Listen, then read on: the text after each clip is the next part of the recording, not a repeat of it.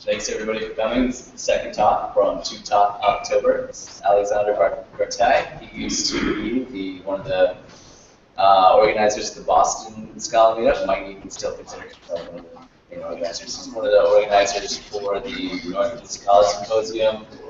He used to work for the W3C, and now he works with analytics about coding. Very hard. Isomorphism. Yeah, isomorphism is basically implicit here. Anyway, thanks, Alex.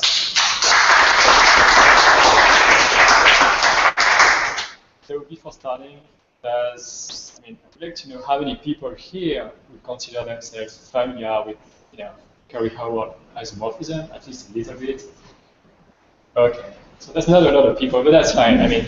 For today, I just want to give you some intuitions about it. We won't go too far. And one thing I want you to remember is, and I will try to explore that, is let's say I have an algorithm and I want to express some properties on it. And I would like to see how it's possible to actually say things about the program without even testing it.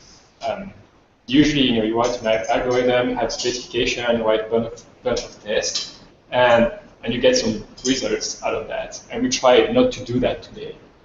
And in order for the talk to remain easy, I would just go with this very simple example, the Euclidean division by 2. I hope that everybody here is actually comfortable with that concept. Should be fine, right? So anybody should be able to implement that. But the meat of the algorithm is just, I try to subtract 2 until I reach 0, 1. And every time I can do the subtraction, I just increment counter. So functional style, you do something like that.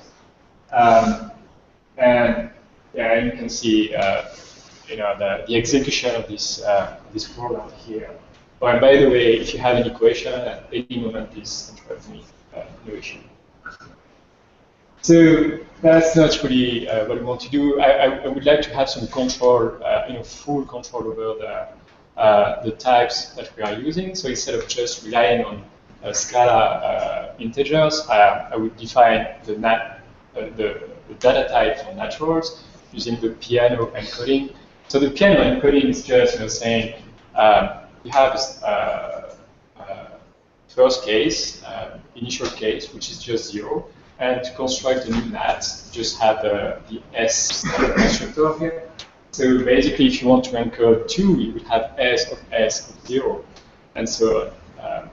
And I just have, for the examples here, just utilitary function, just an easy way to go from the normal Scala integers to the NAT, so that it's easier to feed my algorithms with it. Actually, this is not really well defined, so we are already getting into troubles with types. This is only defined for I being positive. We'll just assume this is okay. Right. A few operations on the NAT. So you want to be able to do plus, multiplication, and maybe just going back to Scala integers, just for it's easier to print that on the screen. So I'm just writing, defining a wrapper using Scala animal thing, and so this is just a case. I'm looking at the n and pattern matching on that, and the plus is just fine as every time. So I try to subtract 1 on the left operand on the n, and every time I can do that, I add it on the other side. And at the end, when I reach 0 with the n, I just added everything on the right side, and I have the result of the addition. The multiplication works in a similar way.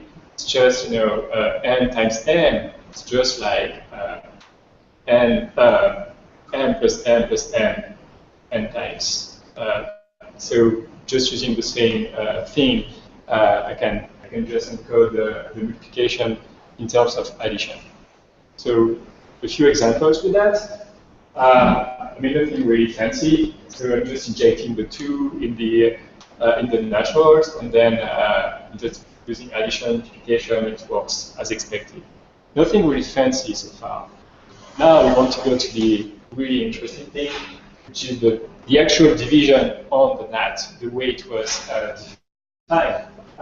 It's actually very similar to the first version we had. So first we do pattern matching on the value. We see if we are already 0. If not, well, it can be 1 or something else. So I do pattern matching again. Oh, was it 1? Then I know, for the first 2 cases, I just have, that's the end of the recursion. I can just return 0, because the, 0, that's the division by 2 for 0 and 1. And otherwise, I call myself recursively, and with basically this n0 at the end, just the -2 of the first, the n I was actually looking at. And so I call myself recursively, and I add 1 to the result. And it was just like before. There is nothing here. No questions so far? I guess shouldn't be too difficult. So we have a few issues here.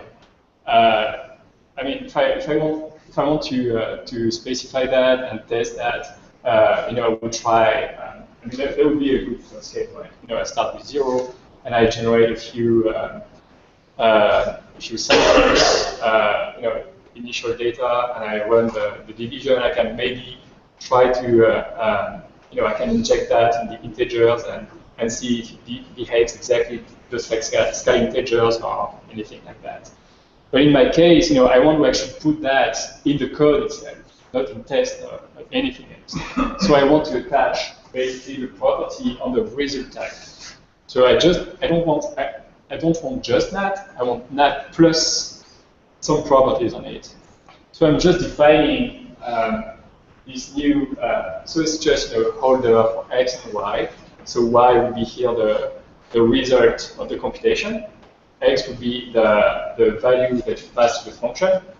And I put them together so that I can have this property. So basically, this property is a mathematical way to express what being y being the division by 2 by x. Actually, this equation, this property should hold. So either the left side or the right side, and y would be the same for the 2.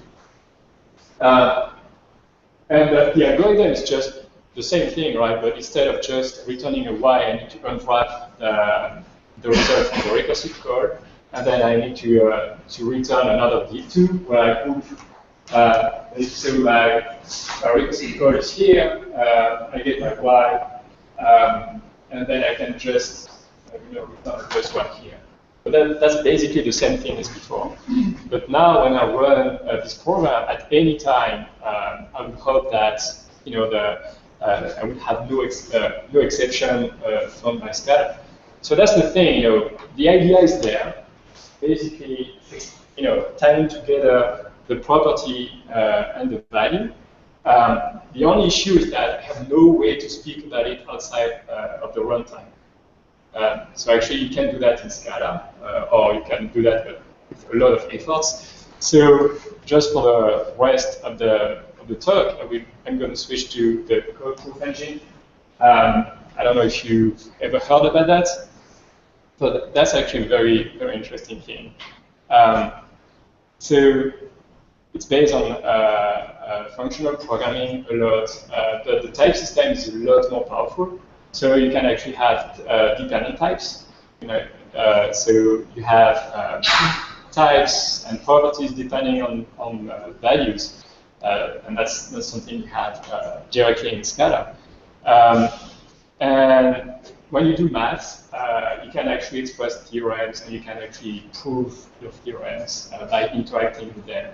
And that's what we'll see in the rest of this talk. And don't worry, there will be some Scala at the end.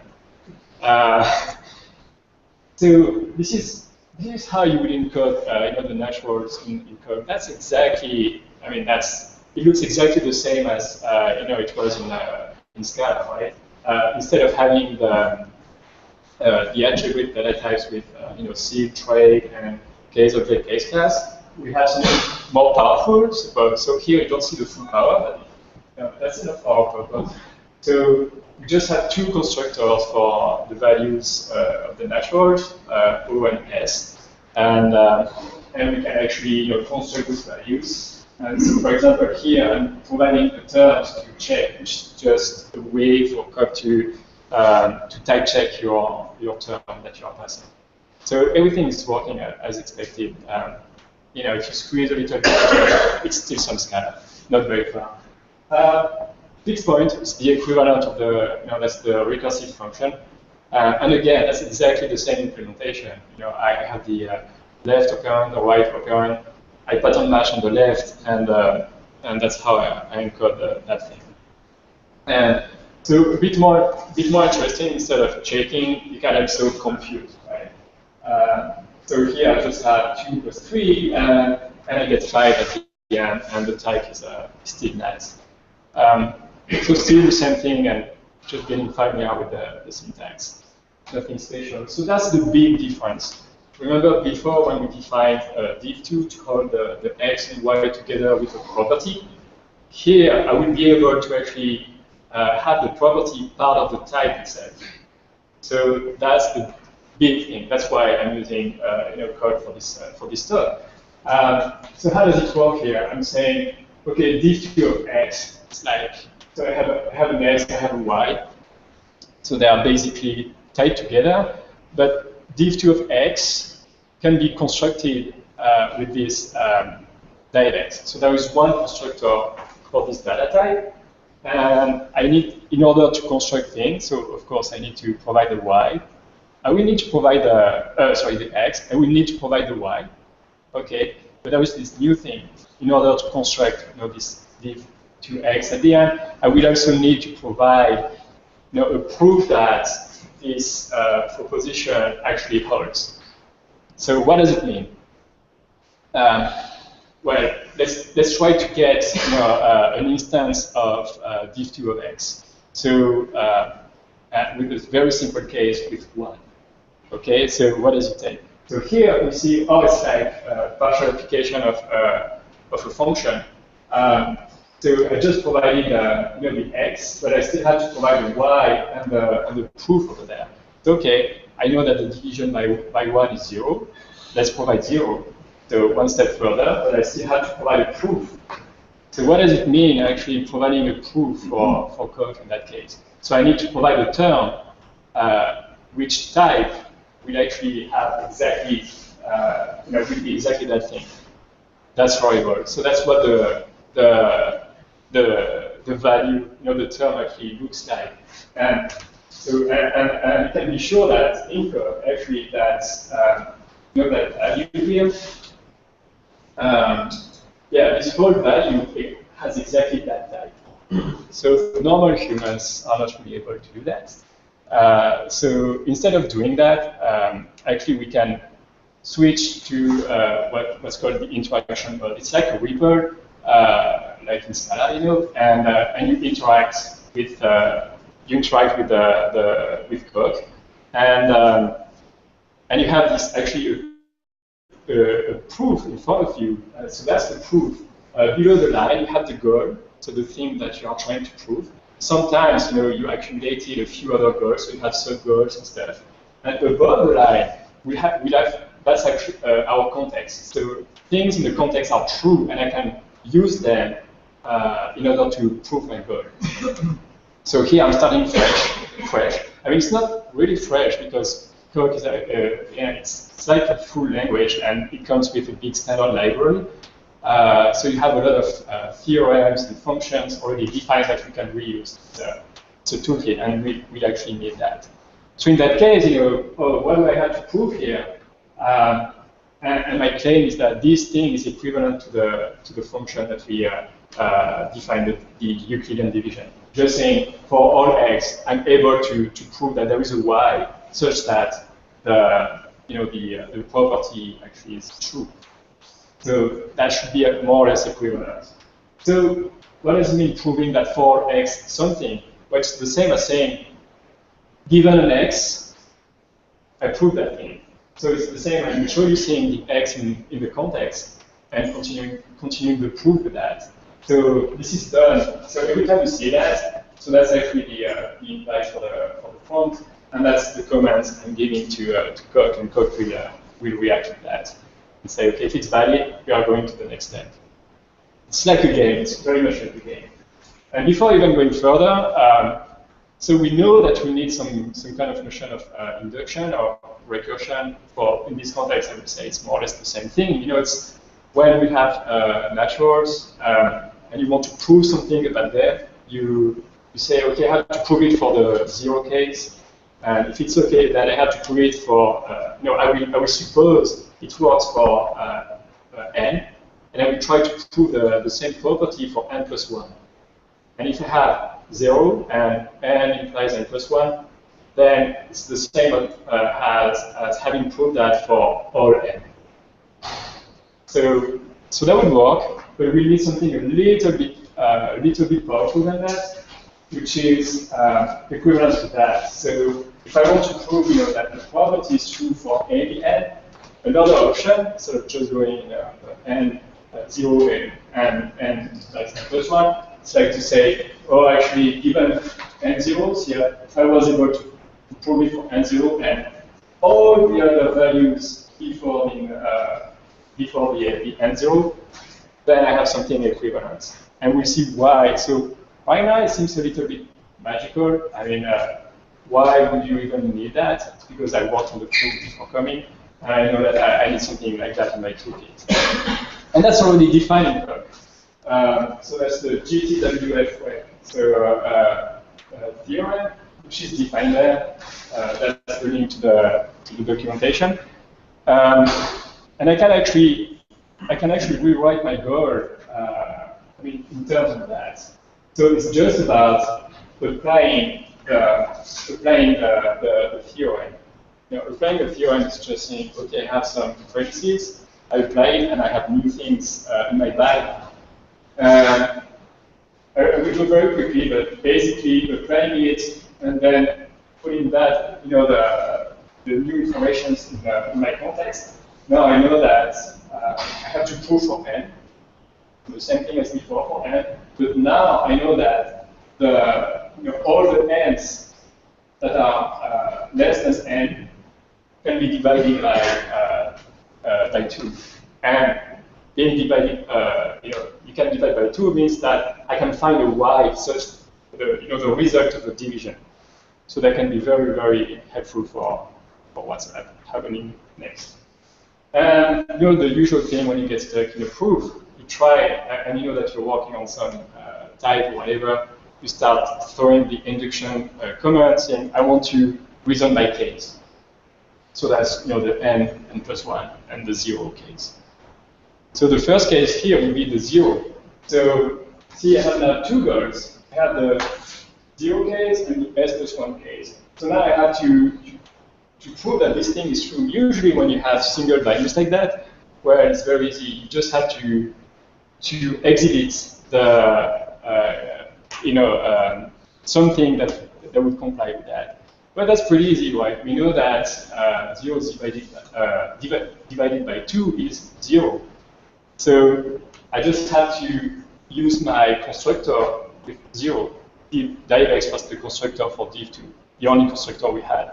So I'm just saying, please use 0. I know it works, but that's not enough. Remember that in order to have the full div2, I had the second part, which was the property. So I still had to prove that the property is okay for 0. So do you think it's true? Well, that should be pretty easy, right? The left part is obviously true. There is a little bit of work to do that. So first I have to say, okay, I think I can prove the left part, so I'm going with left. And when I've done that, the 2 times 0, I can rewrite that as 0. Then I have 0 equals 0. That should be pretty obvious. That's by reflexivity. I have proved actually what I was doing. So I'm just saying, okay, I'm done with that. And from 2 goals, now I have only 1 goal, so I'm switching to the second one. So that's the recursive case. But But actually, so this is not enough for us. What we do is actually we go with a single induction. You know, that's the case. We had the case 0, now we go with the case 1. But that's pretty much the same thing, right?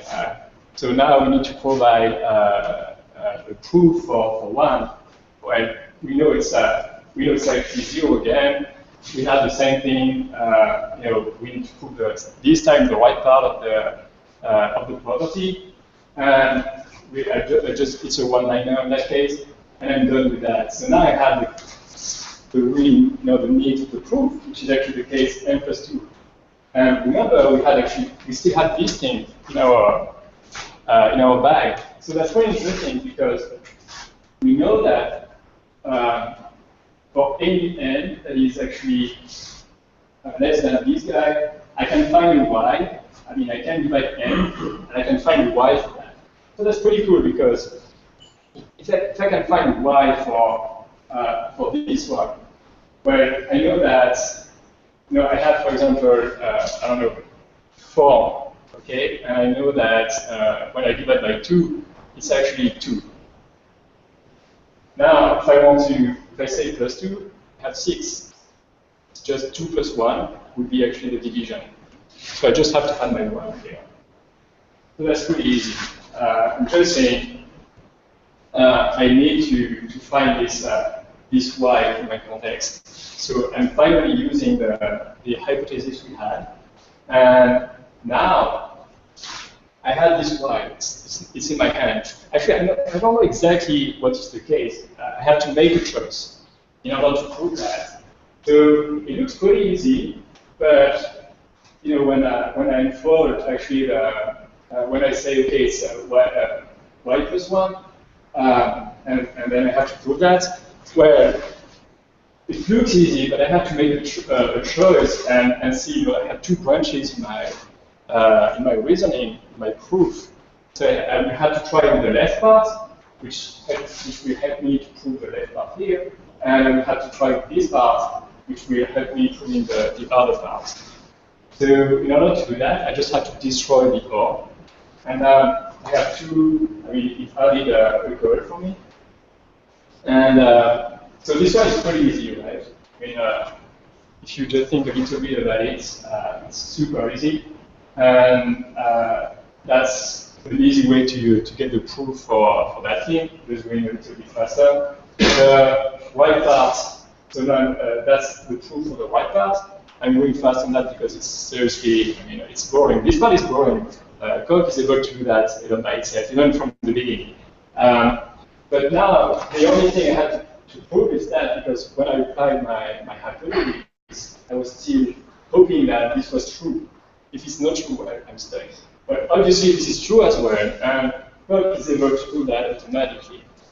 So now I'm done. The proof is done, so I can ask for, I can close the proof by using QL, and you have a full script for the proof.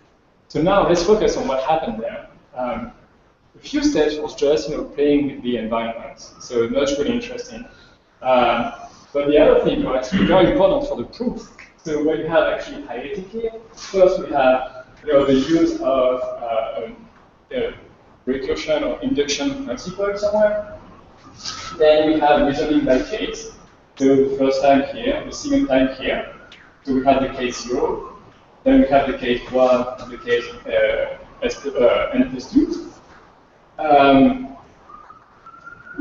In order to actually finish that branch here of the proof, we had to provide an actual value for the proof.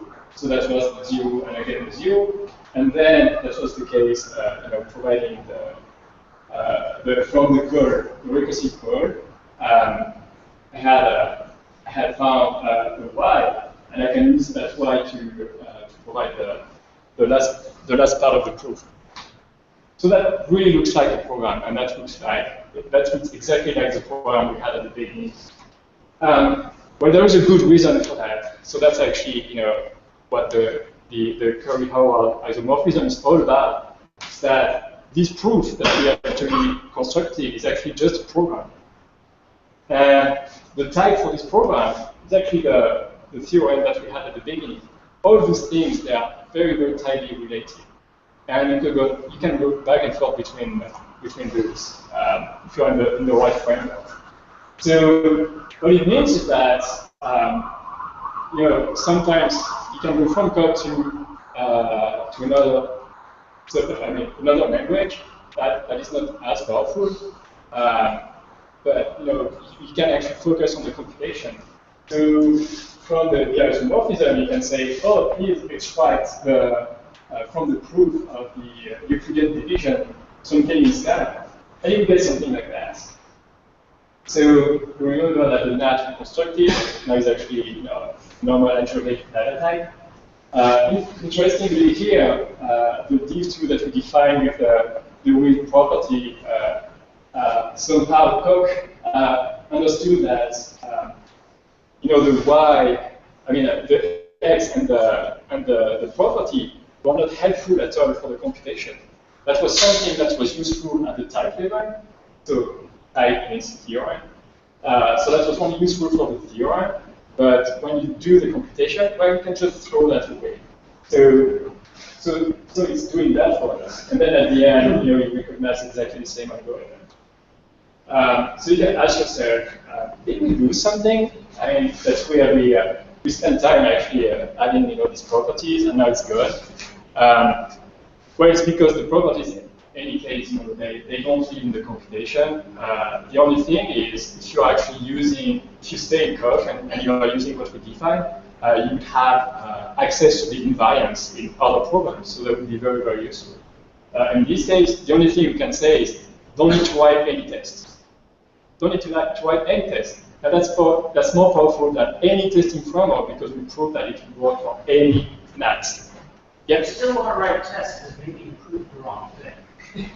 Okay, so that's a good way. No, actually, it's a real problem. It's not to prove something. Well, in that case, you would test exactly the same properties, right? Yeah. So the question was, you might want to write tests because you might be actually proving the wrong thing. Well, the thing. In terms of the testing specification rather than which is hopefully useful. So there is always this tension, right? But a proof and a test are actually right up to what you specify. If you specify the wrong thing, and that's the same thing for the proof, for the theorem and the test, you're just testing the wrong thing. That's exactly the same problem. Yes. It's just usually easier to just run a program and check, if it does the right thing. So, yeah, exactly. So a quick check is sort of you have a counter, can you give the counters? So even if you prove something, still using counterexample generation is really helpful. Yeah, so there are limits to both approaches, clearly. There is a field of research trying to just exhibit counterexamples. So they do testing just to prove that. But that's not really I'm just saying that in this specific case, the specification was the theorem. So I don't need to write an equivalent test for this property. If that's better phrased, I think that's true. Yeah. So the only thing before I'm done with this talk, I lied a little bit. So there is no, at this time, Scala extraction from Koch. There is, maintained in Koch itself. You have OKML and you have Haskell. Some people provided Clojure, that kind of things. Or scheme maybe. Extraction. There's actually coding work for Agda potentially to use GHC as a code to that. Still in the speculative state. But so Agda would be able to do that? I don't know. Actually, there is. Okay. And some Japanese guy actually tried to implement that, but it doesn't extract. It breaks the extraction even for OKML. So the term in OKML or Scala are just broken. So I couldn't use that. I don't think it's difficult to do, but still. So that's all for today. You can find the slides at this URL. And I'm welcoming questions.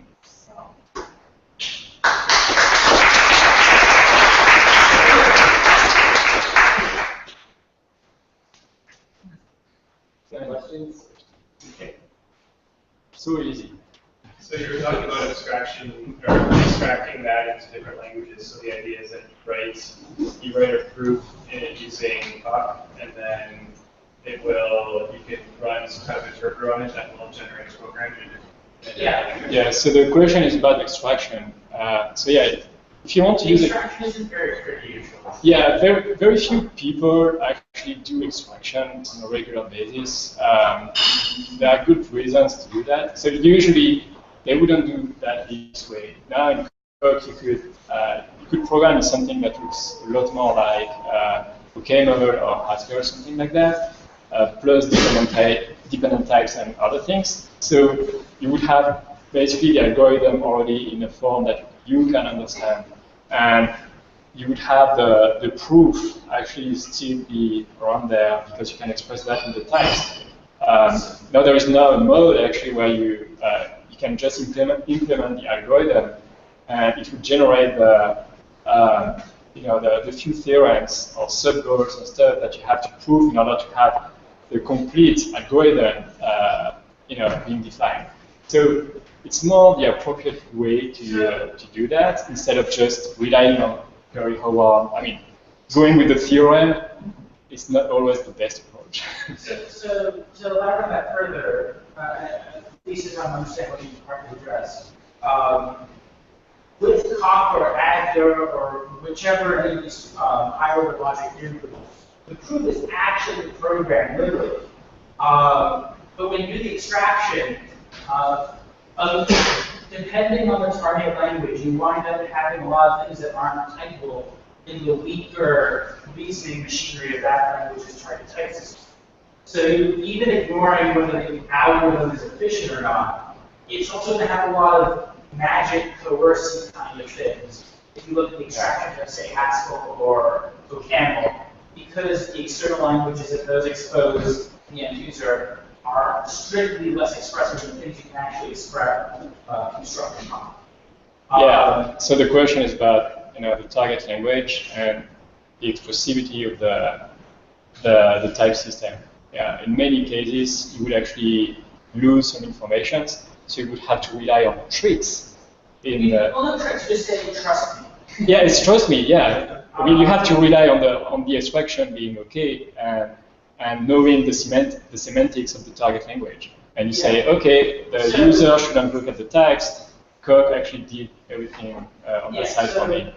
Subject to the translation being correct, it then becomes code that you never want to touch. You just want to generate that, how you wrap it up and hook it into whatever else you want. So if you have approved the correct implementation of taxes, you never want to tweak it unless you also approve it correctly or something. Yeah, and then you get into other questions. Does the extraction for your language is actually correct itself? Because otherwise it's basically useless. You have plenty of interesting questions. Any other questions? Right. Okay. Thanks. Thank you.